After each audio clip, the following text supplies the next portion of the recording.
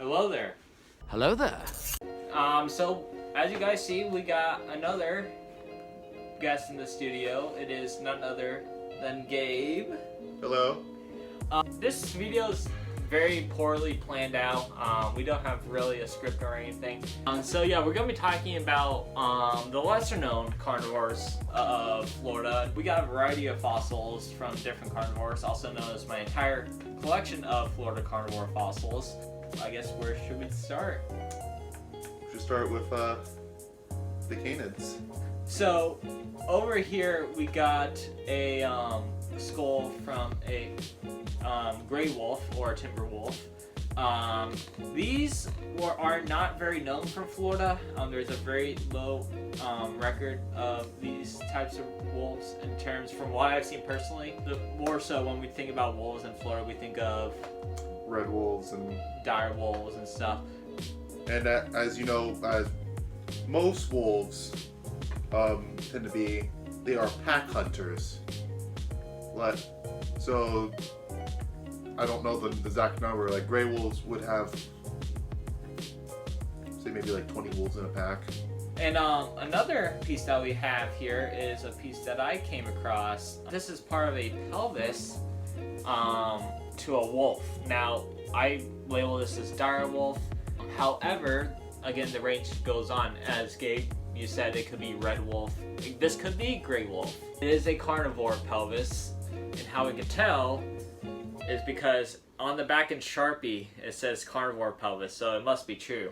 Really, I actually did take this and compare this little hip socket to any other wolf socket and match up fairly well. This was kind of the inspiration behind the episode, and these are two coyote toe bones from the Bone Valley Formation out on the Gulf Coast of Florida.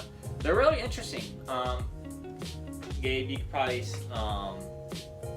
defend me on this as well, but it's like every day you learn that there's something else that lived here in Florida that has a modern relative living. Coyotes, I never seen a coyote fossil, and now I own two toe bones of it.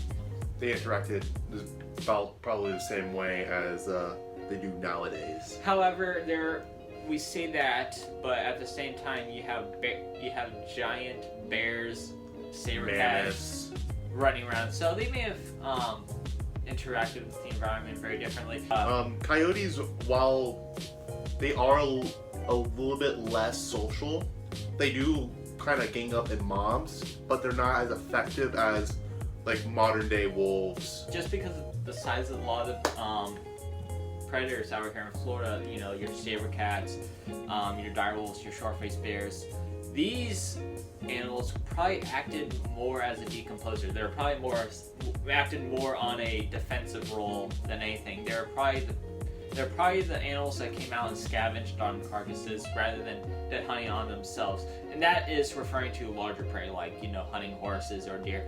These guys probably lived the offensive life and just came in after the big kill. And now that we kind of got that out of the way, we're gonna talk about cats, basically. Moving on to felines, we have a little bit more variety. Right here we got Barbaro Felis lovii, which is a Miocene saber cat. One of the first saber cats in Florida, do I mention. In fact, the only remains of Barbaro Felis were only found at the love site. It's kind of interesting that these cats were only found from one site, but really with the Miocene fossils and layers in Florida, there's not too many exposures that have terrestrial Miocene fossils like Barbaro Felis here.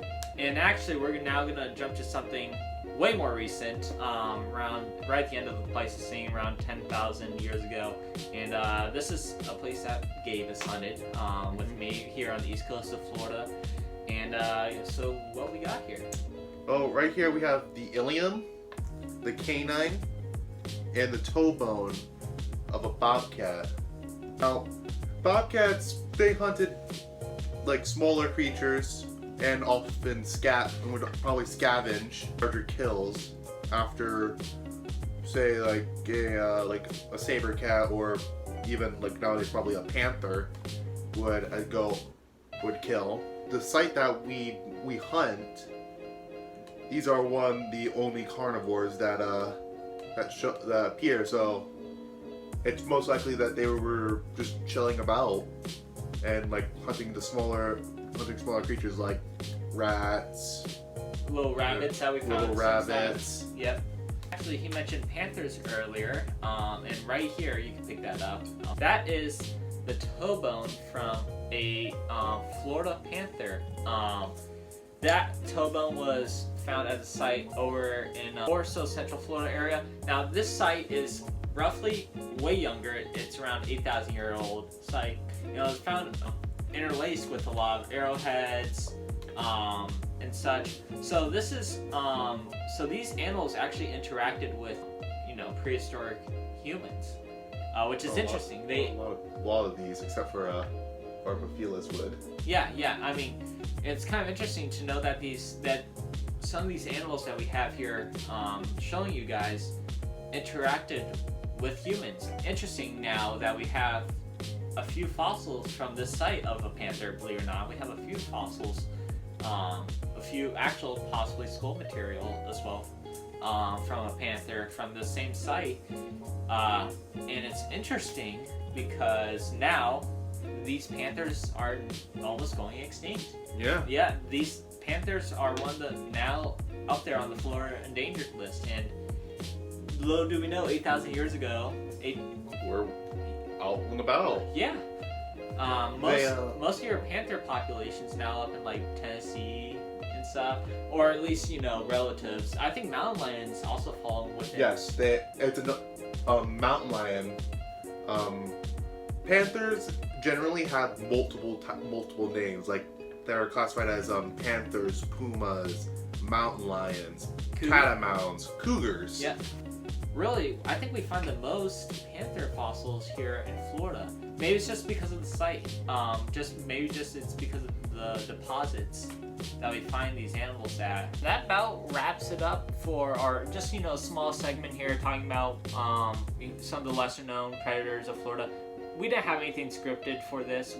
We're just basically going off of the knowledge that we know. Another big news is this weekend, October 10th and 11th, I believe it is, up in the Sanford Civic Center, me and Gabe, at least on Saturday, will be at I don't know what annual it is, the Florida Fossil Hunters show. So if you guys are there, make sure to come out. Yeah, we're going to be getting some stuff. We're going to get some really cool footage up there as well, buy some really cool stuff. And also, make sure to go follow me on Instagram right here, and tell Gabe to get an Instagram so we can plug him as well. So make sure to go ahead, like, comment, do what you do on YouTube, and we will see you guys in the next prehistoric adventure.